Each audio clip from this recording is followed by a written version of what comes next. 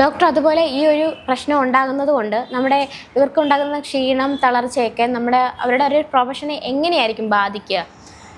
ഇപ്പോൾ നല്ലൊരു ഉറക്കം എല്ലാവർക്കും ആവശ്യമാണ്, സ്ത്രീ ആയിരുന്നാലും പുരുഷനായിരുന്നാലും.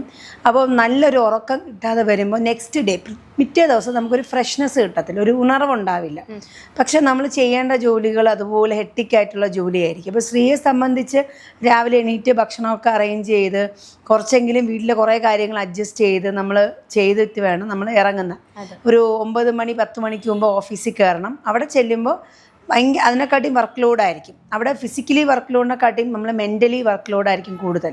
അപ്പോൾ രാവിലെ നമുക്ക് സാധാരണ ഒരു ജോലി ഇല്ലാത്തൊരു വീട്ടമ്മയാണെങ്കിൽ വീട്ടമ്മ എന്ത് ചെയ്യും, കുറച്ച് അടുക്കളപ്പണി എന്തെങ്കിലും ഉണ്ടെങ്കിൽ ചെയ്തിട്ട് കുറച്ചവർക്ക് റെസ്റ്റ് എടുക്കാൻ സമയം ഉണ്ടാവും. പക്ഷെ ജോലിക്ക് പോകുന്ന ഒരു സ്ത്രീക്ക് അതുണ്ടാവില്ല. അവർ കണ്ടിന്യൂസ് ആയിട്ട് രാവിലെ 6 മണി അല്ലെങ്കിൽ 4 മണിക്ക് എണീക്കുന്ന സ്ത്രീകളും ഉണ്ട്. അത് തൊട്ട് വൈകുന്നേരം വരെ അവർ ജോലി ചെയ്യുന്നുണ്ട്. തിരിച്ചു വന്ന് ആ രാവിലത്തെ പാത്രം കഴുകി ഉറങ്ങുമ്പോൾ 12 മണി ആകുന്നവരുണ്ട്. അവ ശരീരത്തിന്റെ അത്രയും സമയം പ്രവർത്തിച്ചുകൊണ്ടിരിക്കുന്ന മസിലുകളാണ്. ഈ മസിലുകൾ ഇങ്ങനെ കണ്ടിന്യൂസ് ആയിട്ട് പ്രവർത്തിച്ചുകൊണ്ടേയിരിക്കും. അപ്പം മനുഷ്യന് റെസ്റ്റ് വേണ്ടത് പോലെ തന്നെയാണ് അവയവങ്ങൾക്കും റെസ്റ്റ് വേണം. അപ്പം അവയവങ്ങൾക്ക് കിട്ടേണ്ട റെസ്റ്റ് കിട്ടുന്നില്ല, വിശ്രമം കിട്ടുന്നില്ല. അപ്പം എന്ത് പറ്റും, നമ്മൾ ഈ പമ്പ്, ഒരു ജനറേറ്റർ നമ്മൾ വീണ്ടും വീണ്ടും നമ്മൾ വർക്ക് ചെയ്യിപ്പിക്കുന്ന പോലെ, പമ്പിങ് സിസ്റ്റം ചെയ്യുന്ന പോലെ ശരീരം ഇങ്ങനെ പ്രവർത്തിച്ചുകൊണ്ടേയിരിക്കുക. ഒരു സ്റ്റേജ് എത്തുമ്പോൾ എന്ത് പറ്റും, ഇതിൻ്റെ നെല്ലിപ്പലകയാവും. അപ്പം ശരീരം തന്നെ എന്ത് ചെയ്യും, വേറെ ആൾക്കാരിൽ നിന്ന് കടം മേടിക്കുന്ന പോലെ അവർക്ക് എനർജി ഇല്ല, മറ്റ് അവയവങ്ങളിൽ നിന്ന് എനർജി എടുക്കും. അങ്ങനെ വരുമ്പോൾ നമുക്ക് സ്വാഭാവികമായിട്ട് ക്ഷീണം ഉണ്ടാകും. അപ്പം ക്ഷീണം എന്ന് പറയുന്നത്, ഇപ്പം നമ്മൾ സംസാരിക്കുന്നു, ഞാൻ വളരെ പ്രിപ്പയർഡാണ്, ഫ്രഷ് ആയിട്ടാണ് വന്നിരിക്കുന്നത്.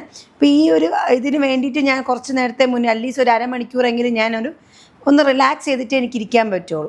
അല്ലാതെ ഞാൻ കണ്ടിന്യൂസ് ഒരു വർക്ക് കഴിഞ്ഞിട്ടാണ് ഞാൻ വരുന്നതെങ്കിൽ എനിക്ക് ഇത്രയും ക്ലിയർ ആയിട്ട് ക്ലാരിറ്റിയോട് പറയാൻ പറ്റണമെന്നില്ല. അപ്പൊ ക്ഷീണം എന്ന് പറയുന്നത് നമ്മളുടെ ബ്രെയിനിനെ അഫക്റ്റ് ചെയ്യുന്ന ഒരു കാര്യമാണ്. അപ്പൊ ബ്രെയിനിന് ആവശ്യമുള്ള ഭക്ഷണം എന്ന് പറഞ്ഞാൽ അവിയലോ സാമ്പാറോ ഒന്നുമല്ല, ഗ്ലൂക്കോസ് ആണ്.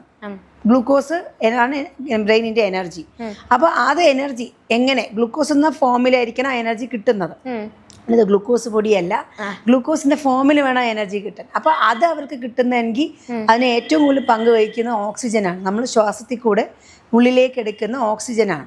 അപ്പൊ ആ അളവ് കുറയുമ്പോൾ സ്വാഭാവികമായിട്ട് ക്ഷീണം വരും. സിമ്പിൾ എക്സാമ്പിൾ, നമ്മൾ 1 മണിക്കൂർ ക്ലാസ് ഇരിക്കുന്നു ഒരു സാറിന്റെ ക്ലാസ്സിൽ, ഒരു 10 മിനിറ്റ് കഴിയുമ്പോൾ നമുക്ക് കോട്ടുവായിടും.